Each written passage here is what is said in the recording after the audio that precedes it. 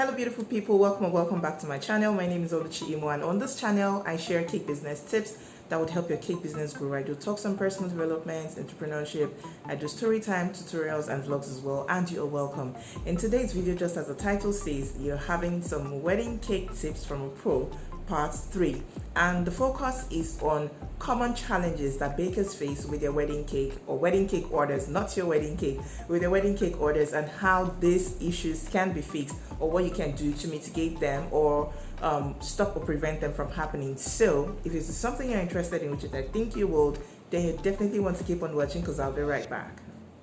And you're welcome back. So the first thing, or the first challenge, or the first issue that I'll be talking about is spoiled cakes. I've had bakers reach out to me that their fruitcake got spoiled, went bad in few days, and I'm wondering, because common knowledge, as baking knowledge or common knowledge is related to baking, makes us understand that because of the components of fruitcake or rich fruitcake, because of the ingredients that go into making and preparing it when you're baking, it has a longer shelf life than regular cakes. When I say regular cakes, I mean your vanilla, your red velvet, your chocolate, your cookies and cream, and all of that. Fruitcake stays longer. It's supposed to have a longer shelf life, and this is because of majorly the brandy or the rum component ingredient that is put in the cake, not just in the baking but after the baking. So if you say your fruitcake goes bad quickly in a couple of days, then there should be a problem. Then there is a problem. And from off the top of my head, these problems could range from on the baked cakes, on fresh ingredients, wrong recipe, and also the method of preservation you use. So I'm quickly going to address these 4 things and shed light or share tips on what you need to know as regards this. So the first thing I'll be talking about is recipes. If you have a faulty recipe, it's going to disappoint you in the end. So what should you do? You should sign up for a class or learn how to bake rich fruit cakes that would last. My recipe is a fantastic recipe, and I have a class for that. I had the first batch last month and I'll be having another this month. It is a fruitcake that can stay for as long as it's a recipe that is very good, and I've had the recipe, like I said in one of my videos not so long ago. One of the fruitcakes I baked of recent, I had it here with me for 3 weeks out of the fridge, and nothing happened to it. It was still good.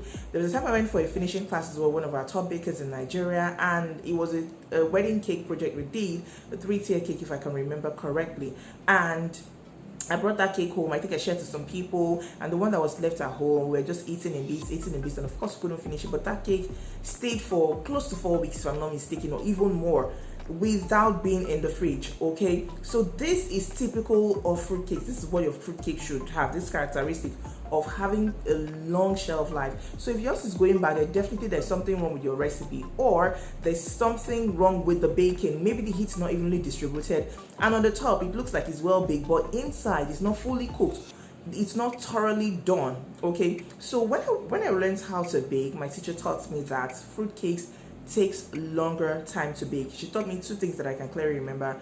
Fruitcakes are not moist, they are dense in texture.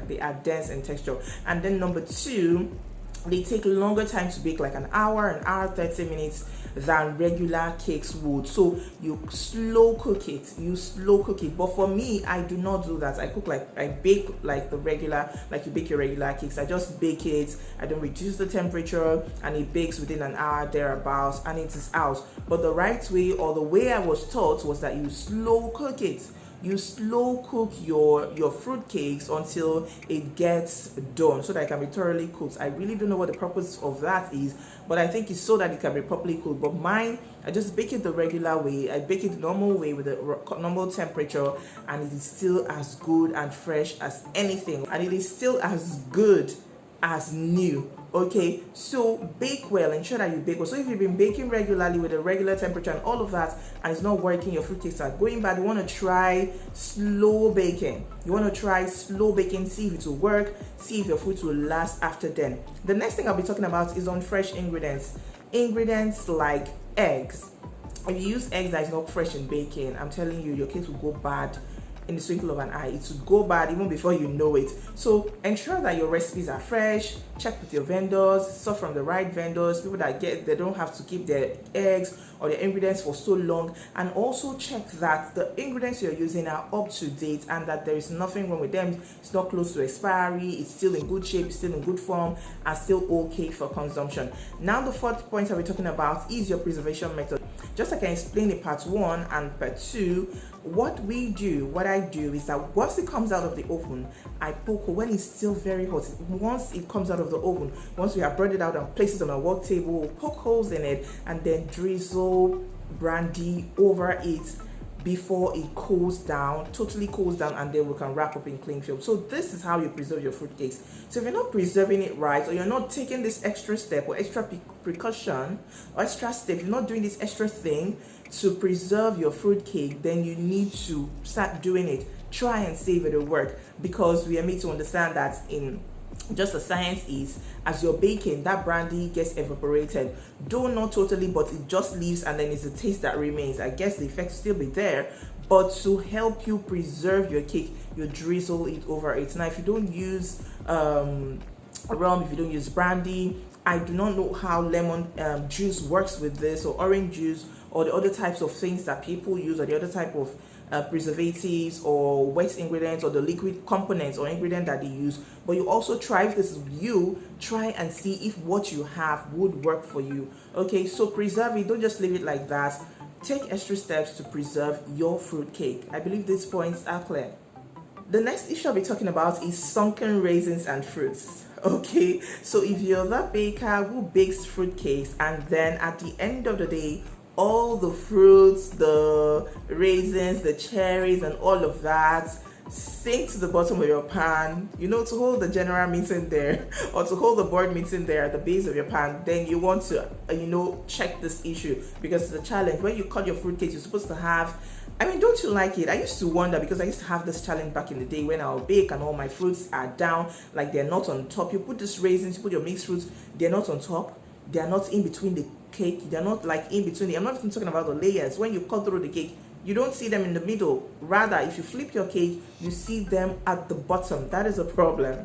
Okay, so if you're having this issue, it is because the weight of the raisins and the mixed fruits, as unbelievably as it may sound, as unbelievable as it may sound, these fruits have weight, and so during baking they sink to the bottom of the pan. So what you need to do is to coat with a little bit of flour from the one you're going to use to bake to coat it up. You need to coat it with the flour before you fold into your batter. Okay, so coat it with a little bit of flour, coat it. This would help it so that it doesn't sink, it doesn't pull, the weight doesn't pull it down to the bottom of the pan when you're baking. I hope this is clear. So no more say no to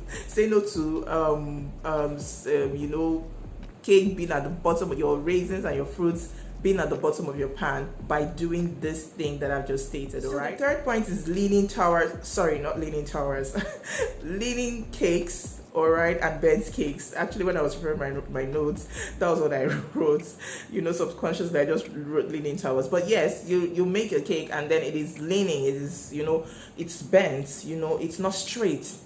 It's the problem of not properly structuring, or not putting proper structure, or giving proper structure to your cake, or not doweling right. If you don't dowel right, you're going to have this issue. So what you need to do is to dowel each tier individually, and then use a central dowel to hold all these tiers together. A central dowel passes through the middle of your cake. It passes through the tiers of your cake. So if you don't know how to dowel, please learn how to dowel and learn how to do it right. The dowels are meant to serve as pillars that would hold up your cake, so that when you put the other tiers on top, the weight and the pressure will not push, squash, and mess it up. So if you don't dowel right, at the end of the day, your cake will begin to collapse, it will begin to get weak, the foundation will begin to get weak. So it's very, very important that you dowel, you give proper structure to your base first of all, and then do the same for the other tiers, except for the topmost tier, which the central rod or central dowel will pass through. So please learn to dowel. I have a class for this.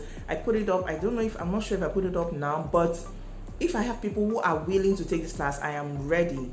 I'm ready to do this as a paid class, and I will show you how to dough your cakes right. So if you're interested, let me know. Of course, it's not going to be cheap.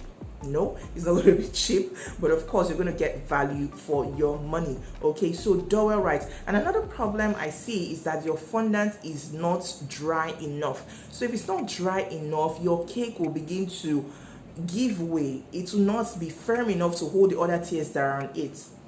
Okay, so just like I explained in the part 1 and 2 of this video, give your cakes time to dry. Get a good fondant recipe. I have a class for that, which I'm going to be having this month again.